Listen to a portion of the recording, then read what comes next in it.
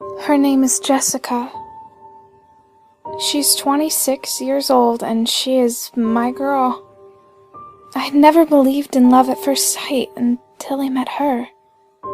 It was a rainy day in September last year, and I was sitting in the shelter on the bus stop waiting for the rain to slow down so I can continue my walk to my apartment, when she sat down on the bench next to me with her newspaper. I couldn't help but stare at her for just a moment too long. I think she sensed that I was watching her, because she looked up at me with her wide blue eyes, her dark hair falling in her face. I instantly fell in love with her.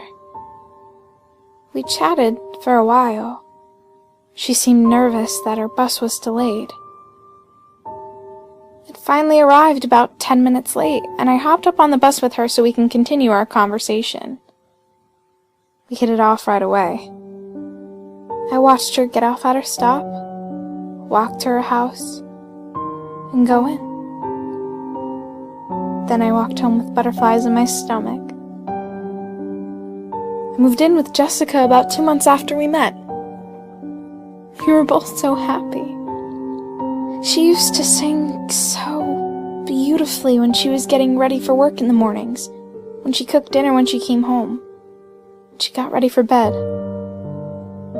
It gave me butterflies all over again when she would smile. Never imagined that I would be so happy.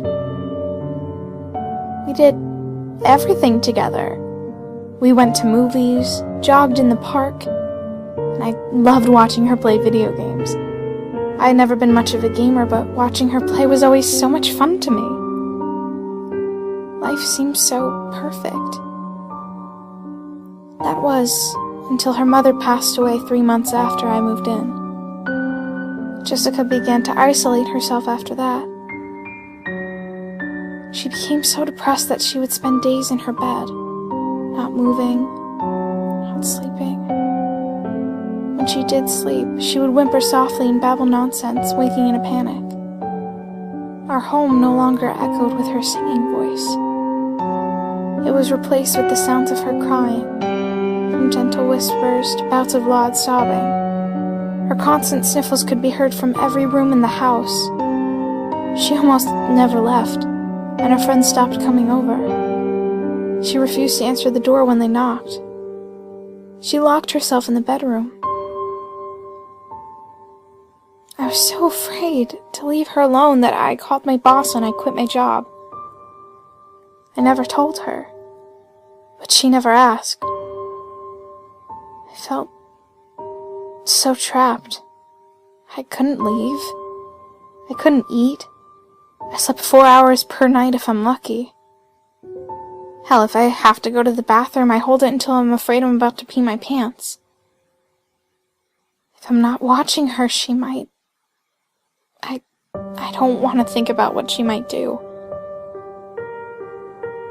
I try to carry on with life and try to keep a positive attitude. I live with the love of my life, and when she's sleeping, I get to curl up in bed next to her and hold her hand while spooning her, hoping that my touch might comfort her. Within these last few months, Jessica has become paranoid. She claims that she is being watched by her mother's ghost. She wanders from room to room yelling, "Mama, Mama, I know you're here with me. Please show yourself to me. I miss you so much." It just breaks my heart to watch and listen to her talking to the empty rooms, but it seems to comfort her in ways that I cannot. She seems to be able to relax more. It must be therapeutic. She has begun feeling comfortable leaving the bed, then eventually leaving the house. She started singing again, softly and shakily at first, but now her voice is almost back to how it was.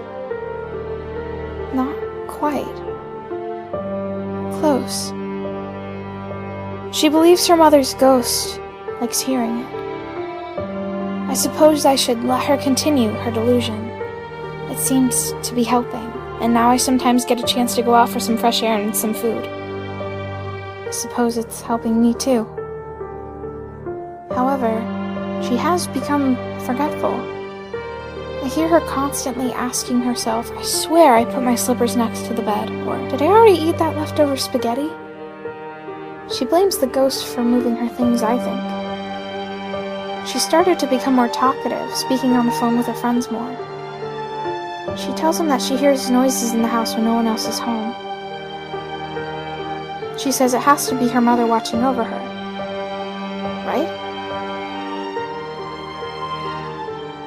I never hear her friends' responses, and I never ask. I just continue on, my love for her never wavering. Yesterday, she told one of her friends that for a really long time she's felt like she's being watched. She found a small hole, about as big as around a pencil in her bedroom ceiling. As she wandered around the house, she found at least one in each room. She heard noises in the attic, but she convinced herself that it was just a raccoon or a squirrel or something. Thank God she hasn't come up to the attic, because I don't know what I would do if she found me here, always watching her through the holes in her ceiling.